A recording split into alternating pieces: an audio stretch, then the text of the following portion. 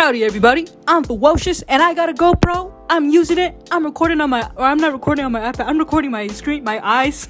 I'm recording my view of me drawing on my iPad Pro. I'm using Procreate and just drawing away. I'm drawing a cloud right now.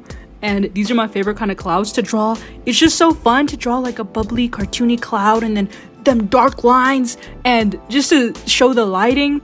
And right now I'm drawing those hats where you like spin it on the top. I always see cartoons and stuff where they have it. I've always wanted one secretly, so I think that's why I draw them now. And I'm drinking water. I feel like it's weird watching me drink water because the view of me drinking water is how it is when I'm drinking water in real life. The GoPro is so weird. I feel like I'm in my eyes rewatching the video.